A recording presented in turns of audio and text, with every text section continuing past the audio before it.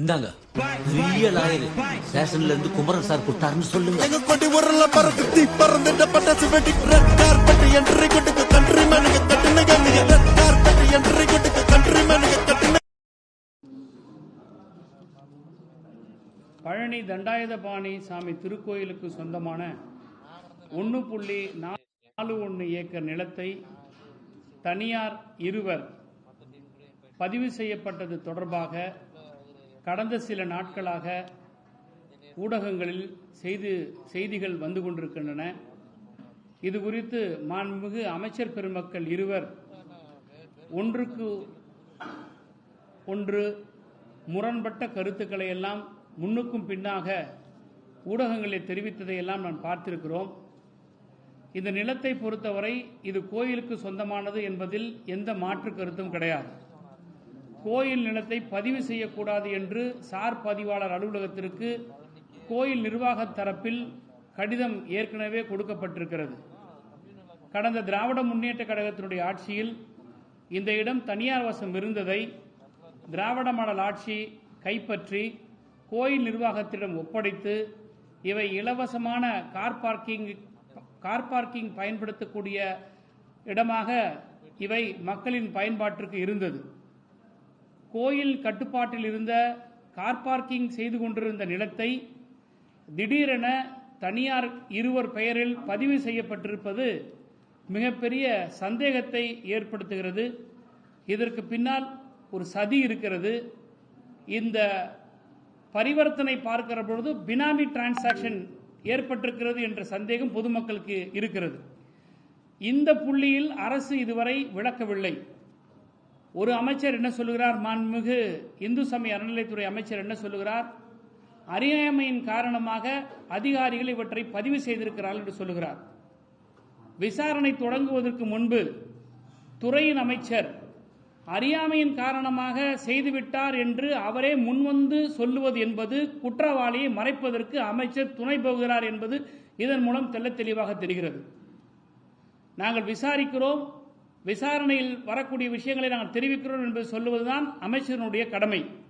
ஆனால் அறியாமையின் காரணமாக பதிவு செய்யப்பட்டிருக்கிறது என்று தானாக முன்வந்து ஊருக்கு முன்னாடி முந்திரிக்கட்டை போல அறநிலையத்துறை அமைச்சர் வந்து இப்படிப்பட்ட ஒரு ஸ்டேட்மெண்ட் கொடுப்பது என்பது குற்றவாளிகளை தப்பிப்பதற்காக இவர்கள் முயற்சி செய்கிறார்கள், குற்றவாளியை காப்பாற்றுகிறார்கள் என்பதுதான் எங்களுடைய குற்றச்சாட்டு, திராவிட முன்னேற்ற கழகத்தினுடைய குற்றச்சாட்டு. நாங்கள் கேட்கிற கேள்வி, இந்த அரசை நோக்கி கேட்கக்கூடிய கேள்வி என்னவென்றால், 2ஆம் தேதி இந்து சமய அறநிலையத்துறையின் சார்பாக கடிதம் கொடுக்கப்பட்டது. ஆனால் 3ஆம் தேதி இந்த பத்திரப்பதிவு செய்ய சொல்லி டாக்குமெண்ட்டை கொண்டாந்து ரெஜிஸ்ட்ரேஷன் ஆபீஸில் கொடுக்கப்படுகிறது. அன்றைக்கு இருந்த சப் ரெஜிஸ்ட்ரார் திரு பழனிசாமி என்பவர் இவற்றை நான் பதிவு செய்ய மாட்டேன், ஏனால் ஏற்கனவே கடிதம் இருக்கிறது என்று அவர் சொல்லிவிட்டார்.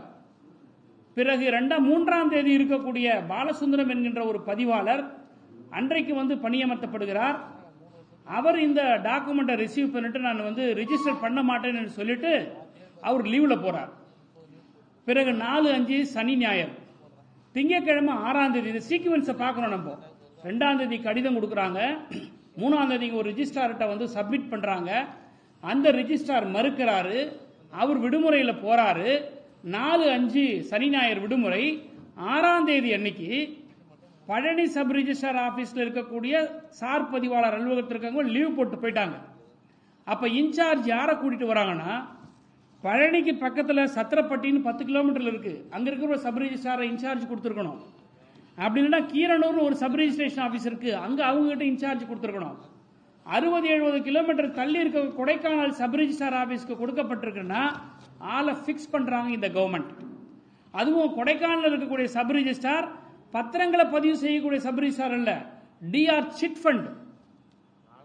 சிட் ஃபண்டுக்குன்னு ஒரு தனியார் டிஸ்ட்ரிக்ட் ரெஜிஸ்ட்ரார் இருக்கிறார்.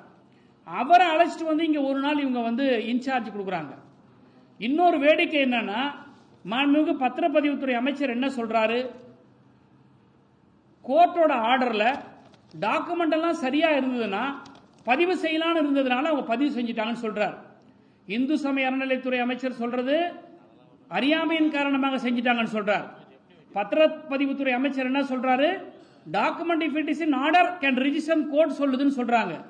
ஆனால் மேல்முறையீட்டுக்கு போன இடத்துல அரசு தரப்பு வாதம் என்னவென்று சொன்னா, HRNC டிபார்ட்மெண்ட் மூலியமாக சொல்லப்பட்டிருக்கக்கூடிய அந்த கடிதங்கள் எல்லாம் மறைக்கப்பட்டு அழுத்தத்தின் காரணமாக சப் ரிஜிஸ்ட்ரார் இவற்றை பதிவு செய்திருக்கிறார் சொல்றாங்க. எவ்வளவு ஒரு கான்ட்ரடிக்ஷன் பாருங்க. HRNC மினிஸ்டர் ஒன்று சொல்றார், ரிஜிஸ்ட்ரேஷன் டிபார்ட்மெண்ட் மினிஸ்டர் ஒன்று சொல்றார், கோர்ட்ல அரசு தரப்பு வழக்கறிஞர் இந்த ஒரு இத்தகைய ஒரு வாதத்தை வைக்கிறார். அப்ப இதுல எது உண்மை? நான் என்ன கேட்கிறேன்னா, யார் அந்த அழுத்தத்தை கொடுத்தது? ஒரு கோர்ட்டோட ஆர்டர் வருதுன்னா அந்த கோர்ட் ஆர்டரை ஒப்பீனியன் கேட்கணும் சப் ரிஜிஸ்ட்ரார். இந்த மாதிரி ஏற்கனவே லெட்டர்ஸ் கொடுக்கப்பட்டிருக்கு, அதாவது எல்லா லேண்டையும் அவ்வளவு சீக்கிரத்தில் ரிஜிஸ்டர் பண்ண முடியாது, எதை ரிஜிஸ்டர் பண்ணக்கூடாது, எது கோயிலுக்கு சொந்தமானது, எது அரசுக்கு சொந்தமானதுன்ற ஒரு பதிவேடு இருக்கு. அப்போ இந்த நிலம் அரசுக்கு கோயிலுக்கு சொந்தமான நிலம் என்ற பதிவேட்டில் இருக்கும்போது இதை வெரிஃபை பண்ணணும் அந்த சப் ரிஜிஸ்ட்ரார். ஏற்கனவே இந்த பிரச்சனைகள் இருக்கு, இது பதிவு செய்யப்படல, வெள்ளிக்கிழமைக்கு இருந்த ஆபீசர் அதை வாங்கி வச்சிட்டீங்க, ரெஜிஸ்டர் பண்ணல, திங்கக்கிழமைக்கு நம்ம ஒருவேளை அவர் இன்னோசன்ட் ஆபீசரா இருந்தா திங்கக்கிழமை நான் உட்காரும் போது ஏன் இந்த ரெஜிஸ்ட்ரேஷன் பண்ண சொல்றாங்க? அப்போ அந்த ஆபீஸ்ல அசிஸ்டன்ட் இருப்பாங்க, டெப்டி ரிஜிஸ்ட்ரார் இருப்பாங்க, அவங்க கிட்ட அதை கேட்டு விசாரிச்சிருக்கணும். இது எல்லாம் எதுவுமே செய்யாம இவங்க பதிவு செய்கிறார்கள் என்று சொன்னால் இதுல ஒரு சதி இருக்கு, இது ஒரு பினாமி டிரான்சாக்ஷன் இருக்கு. 15 லட்சம் ரூபாய் ஆன்லைன்ல ரெஜிஸ்ட்ரேஷன் ஸ்டாம்ப் டியூட்டியை பணம் கட்டுறாங்க. இதை பர்ச்சேஸ் பண்ணி இருக்கிறதா சொல்லப்படுகிற இவற்றை பதிவு செய்யப்பட்டதா கிரயம் செய்திருக்கக்கூடியவர்கள் என்று சொல்லப்படுகிற அந்த 2 நபர் இதுவரை யார் என்று போலீஸ் தரப்புல காட்டல. அவங்க 2 பேருக்கும் ஒரு 10 லட்சம் ரூபாய் 15 லட்சம் ரூபாயில மதிப்பீட்டில் ஒரு சொத்தை வாங்குவதற்கான பொருளாதார ரீதியில் பலம் வாய்ந்தவர்கள் இல்லை என்பது எங்களுடைய விசாரணையில் தெரிய வந்திருக்கிறது. அப்படி இருக்கும்போது எப்படி 2 கோடி ரூபாய்க்கு இவங்க பண பரிவர்த்தனை செய்ய முடியும்? இப்போ இந்த வழக்கு, இதே வழக்கு சம்பந்தமா ஒரு தம்பி சோசியல் மீடியாவில் ஒரு போஸ்ட் போடுறார், வினோத் சூர்யாங்கிறவர். அந்த சோசியல் மீடியாவில் போஸ்ட் பண்ணதை உடனடியாக கைது பண்றாங்க. நீதிமன்றம் இன்னைக்கு கண்டிச்சிருக்குது.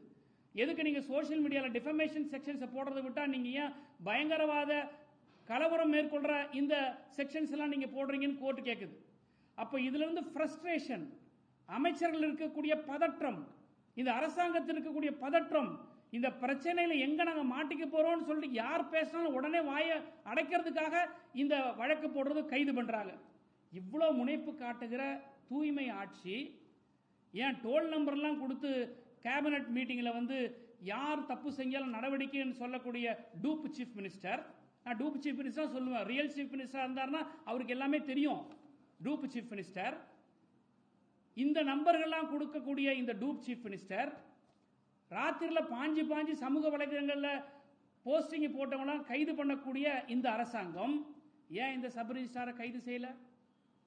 அது மட்டும் இல்ல, இந்த சப் ரிஜிஸ்ட்ரார் என்ன செஞ்சிருக்கணும்? இப்படிப்பட்ட ஒரு தீர்ப்பு வந்ததுன்னா கவர்மெண்ட் பிளேட்டர் ஒப்பீனியன் வாங்கிருக்கணும், டிஸ்ட்ரிக்ட் ரெஜிஸ்ட்ரார் கிட்ட கேட்டிருக்கணும்.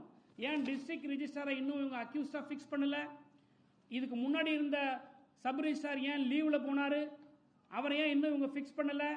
இது எல்லாமே ஒரு நரேட்டிவ் செட்டிங் தான். இது எல்லாமே ஒரு சீக்வன்ஸ் இருக்கு. இதுக்கு பின்னாடி மிகப்பெரிய ஒரு டிரான்சாக்ஷன் இருக்கு. இது ரொம்ப காலமா திராவிட முன்னேற்ற கழக ஆட்சியில இந்த இடத்தை பாதுகாக்கப்பட்டது. திமுகனாலே இந்துக்களுக்கு எதிராகவும் கோயிலுடைய வழிபாட்டுகளுக்கு எதிராகவும் ஒரு ப்ரொஜெக்ட் பண்ணிக்கிற சமூகத்தில் திராவிட மாடல் ஆட்சியில் நாங்கள் கோயில் நிலத்தை பாதுகாத்தோம். பழனிக்கு மொட்டை போடுவாங்கன்னு தான் நம்மலாம் பார்த்தோம். பழனிக்கே மொட்டை போட்ட ஆட்சி விஜய் ஆட்சி.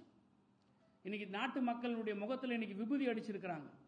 நான் கேட்கக்கூடிய கேள்வி எல்லாம், அதிகாரிகளை காப்பாற்றுவதற்கு இந்த அமைச்சர்கள் முன் வாலண்டரியா பேட்டி கொடுக்குறாங்க. அறியாமையின் காரணமாக செஞ்சிட்டோன்னு சொல்ல வேண்டிய அவசியம் என்ன? Everything is in order, register பண்ணலான்னு சொல்ல வேண்டிய அவசியம் என்ன? நீதிமன்றத்தில் வழக்கறிஞர்கள் மாற்றி பேச வேண்டிய அவசியம் என்ன? இதுக்கு பின்னால் யார் இருக்கிறாங்க? இந்த சதி செயலில் யார் ஈடுபட்டு இருக்கிறாங்க? யாராவது ஒருத்தர் சப் ரிஜிஸ்டர் ஆபீஸ்ல போயிட்டு ஒரு டாக்குமெண்ட்டை கொடுத்துட்டு கோர்ட் ஆர்டரே வச்சிருந்தா கூட, கண்டெம்ட் வரைக்கும் போனா கூட ரிஜிஸ்டர் பண்ணாத டிபார்ட்மெண்ட் எப்படி இதை ரிஜிஸ்டர் பண்ணுது? இதனுடைய உண்மைத்தன்மையை விசாரிக்க வேண்டிய அவசியம் இவங்களுக்கு ஏன் ஏற்படல? ஏன் கவர்மெண்ட் கிட்ட இவங்க ஒப்பீனியன் வாங்கல? ஏன் மேல் அதிகாரிகள்கிட்ட வந்து இப்படிப்பட்ட ஒரு தீர்ப்பு வந்திருக்கு, ஏற்கனவே HRNC டிபார்ட்மெண்ட்ல இருந்து நமக்கு லெட்டர் வந்திருக்கு, இதை நான் என்ன செய்யட்டும், ஏன் அந்த அதிகாரி கேட்கல, ஏன் அவசர கோலத்தில் இதை ரிஜிஸ்டர் பண்றாங்க? இந்த சதிகளெல்லாம் மறைப்பதற்காக முறுக்க மோந்து பார்க்கிறவரும் புளியாதோரை டேஸ்ட் பண்ணி பார்க்கிறவரெல்லாம் இன்னைக்கு வந்து பெரிய வீராவசனம் பேசுறா. என்னமோ அவர் வந்து அரசியல் அவருக்கு மிகப்பெரிய அனுபவம் இருக்கிற மாதிரியும், நம்ம நாட்டினுடைய அமைச்சரா அவர் இருந்து மிகப்பெரிய அவருக்கு ஆளுமை இருக்கிற மாதிரி HRNC மினிஸ்டர் அப்படி விளாசுறாரு, அப்படி திருப்பி திருப்பி பதில் சொல்றாரு, ரொம்ப ரோஷமா பதில் சொல்றாரு. அந்த ரமேஷ் மாண்புமிகு அமைச்சருக்கு ரோஷம் இருக்குமானா ஏன் இந்த பதிவு செய்ய வேண்டிய விஷயத்தை காப்பாற்ற வரணும்? ஏன் நீங்க இந்த வாலண்டரி ஸ்டேட்மெண்ட் கொடுக்குறீங்கன்றத சொல்ல வரணும். அதெல்லாம் இருக்காம ஒரு பெரிய முந்திரி கொட்டை 420 நிர்மல்குமார் மாண்புமிகு சட்டத்துறை அமைச்சர், என்னடா நாட்டு மக்கள் இப்படி பேசுறீங்கன்னு எங்களை நீங்க தப்பா நினைக்காதீங்க. ஒரு அமைச்சர்கள் இன்றைக்கு கோட்டையில் இருந்துகிட்டு அந்த துறை ஆற்று இருந்தது மூர்த்தி கிட்ட இருந்தது. என்ன மூர்த்தினா யாரு? ஒரு மாண்புமிகு அமைச்சராக இருந்தார், திராவிட முன்னேற்ற கழகத்தில் ஒரு அரசு பொறுப்பில் இருந்தவர். நாளைக்கு நீங்க இன்னைக்கு அமைச்சரா இருந்தா உங்க அமைச்சரா இருக்கும் போதே ரோட்ல போறவங்க வேற மாதிரி கேட்பாங்க. கடந்த ஆட்சியில் அமைச்சராக இருந்த திரு மூர்த்தி இருந்தாருன்னு சொல்லணும். அது யாரு மூர்த்தி? மூர்த்தினா யாரு? என்ன பேச்சு இது? நிர்மல்குமார் சொல்லக்கூடிய கருத்து என்னன்னா, இந்த பதில் கேள்விக்கு பதில் சொல்றதுக்கு பயந்துகிட்டு ராத்திரியெல்லாம் ரிஜிஸ்ட்ரேஷன் நடந்ததுன்னு சொல்றாரு. ராத்திரியெல்லாம் ரிஜிஸ்ட்ரேஷன் நடக்குதுன்னா முட்டாள்களுக்கு தான் இது புரியாது. டோக்கன் போட்ட பிறகு யாரெல்லாம் என்னைக்கு டோக்கன் போட்டிருக்காங்களோ அந்த டோக்கன் எல்லாம் அன்னைக்கு ரிஜிஸ்டர் பண்ணிட்டு போகணுன்றது இது விதி. இது கூட புரிஞ்சுக்காத அமைச்சர்கள்லாம் இன்னைக்கு நாட்டில் மங்கனி அமைச்சர்களா இருக்கிறாங்க. அன்னைக்கு இரவு எவ்வளவு நேரம் இருந்தாலும் ரிஜிஸ்டர் பண்ணிட்டு போனோம். ரைட்டு 9 மணி 10 மணி ரிஜிஸ்டர் பண்ணாலும் எந்த அரசு நிலத்தையும் யாருக்கு நாங்கள் ரிஜிஸ்டர் பண்ணி கொடுக்கலையே, எந்த கோயில் நிலத்தையும் யாருக்கு நாங்கள் ரிஜிஸ்டர் பண்ணி கொடுக்கலையே. தூய்மையான ஆட்சின்னு சொல்லக்கூடிய விஜய் அரசாங்கம் இன்னைக்கு கோயிலோட லேண்டை இன்னொருத்தருக்கு ரிஜிஸ்டர் பண்ணி கொடுத்துருக்கும் போது நீங்க எப்படி எங்களை பார்த்து குற்றம் சுமத்த முடியும்?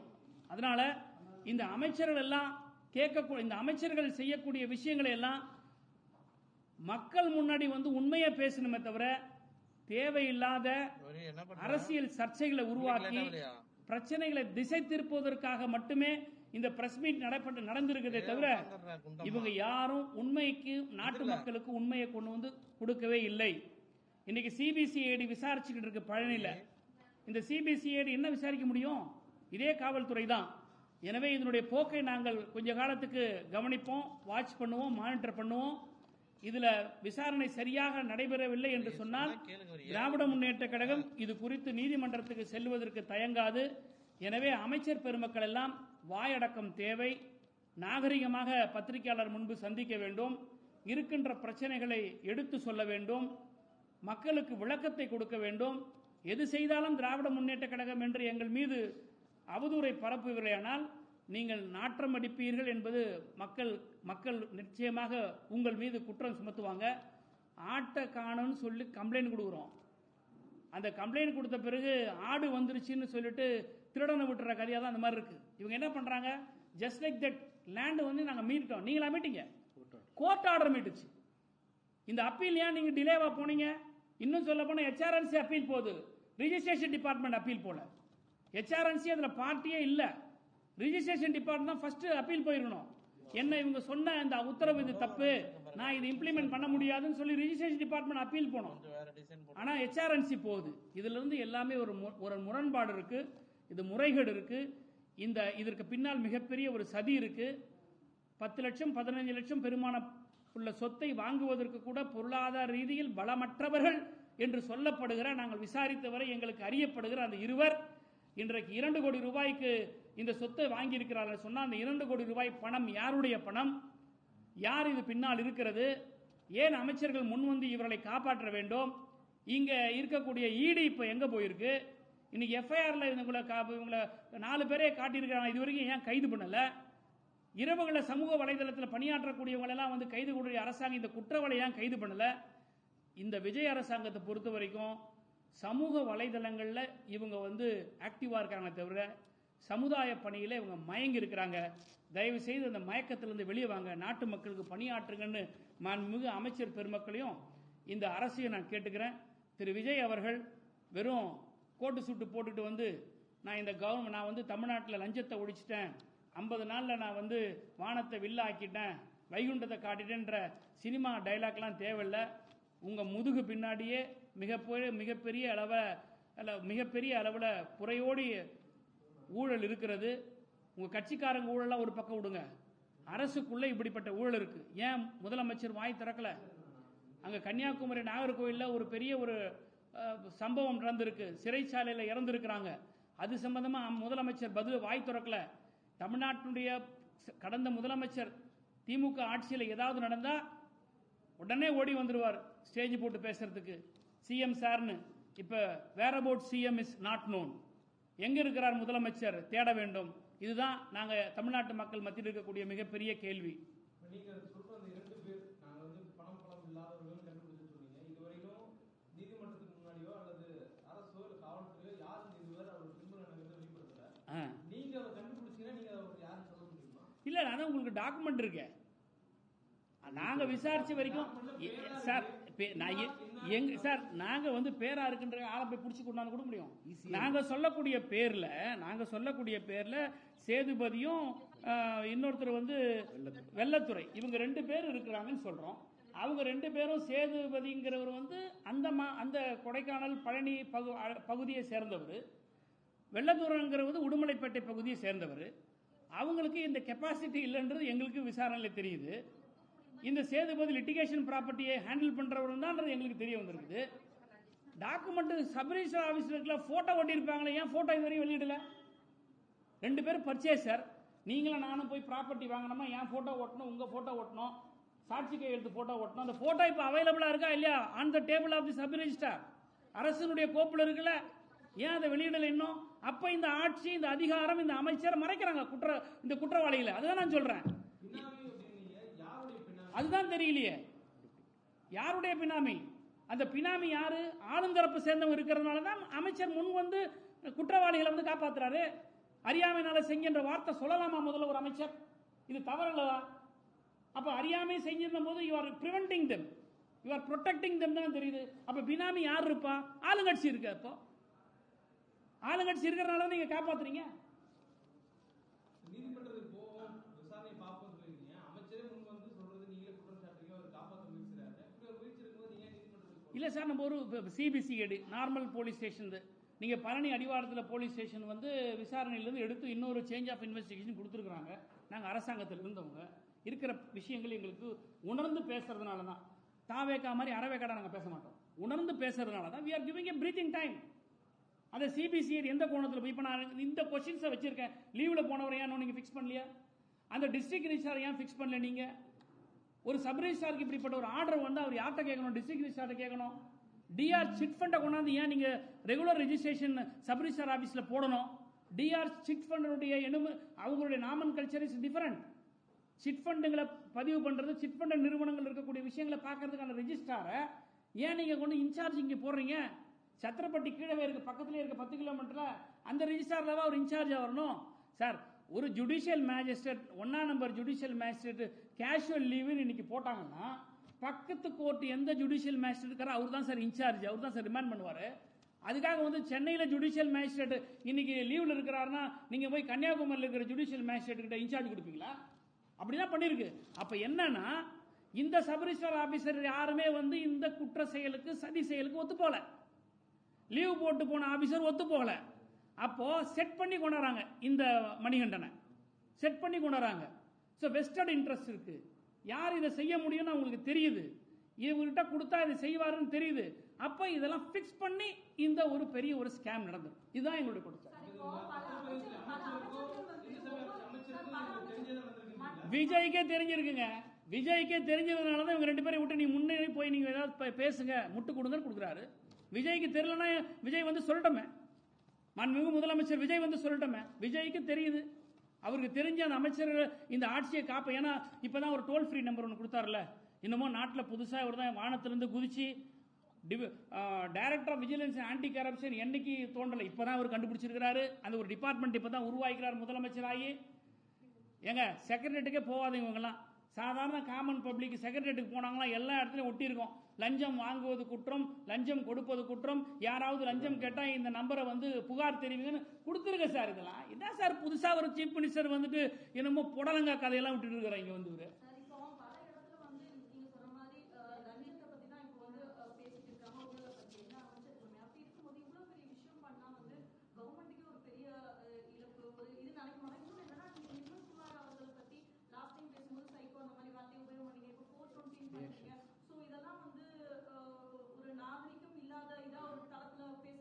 நல்ல கேள்வி. நாகரிகத்தை வந்து எங்களுக்கு சொல்லிக் கொடுக்காதீங்க. நல்ல கேள்வி. உங்க கேள்வி நான் எடுத்துக்கிறேன், மதிக்கிறேன். பத்திரிகையாளர்கள் நாகரிகமா நடந்துக்கணுன்ற எண்ணம் எங்களுக்கு இருக்கு. இல்ல மக்கள் கண்டிப்பா. ஏன்னா இன்னைக்கு வந்து நாகரிகத்தை பத்தி நாங்க உணர்ந்திருக்கிறனால தான் 75 ஆண்டு காலமா இந்த திராவிட இயக்கங்கள் வந்து இன்னைக்கு தமிழ்நாட்டில் அரசியல் பண்ணோம். ஆட்சியில் கூட அரசியல் பண்றோம். ஆனால் நாகரிகத்தை பத்தியே தெரியாம வாய்க்கு வந்தவர் எப்படி பேசுறாங்க இந்த மினிஸ்டர்ஸ் எல்லாம். சட்டமன்றத்தில் முதல்ல ஒரு முதலமைச்சர் எப்படி நடந்துக்கிறாரு, நாகரிகம் யாருக்கு சொல்லிக் கொடுக்க வேண்டியது இருக்குது? அப்ப நாகரிகமா நாங்க இருந்துகிட்டே இருந்தோம்னா every action there should be equal and opposite reaction. அப்பதான் வாய் மூடுவாங்க. புரியுதுங்களா? இவ்வளவு பெரிய புத்திசாலி மாதிரி பேசுறாங்களே, நீங்க முட்டாளுங்க நாங்க சொல்றோம், அவ்வளவுதான் விஷயம். நீங்க ஊழல்வாதிகள் அல்ல.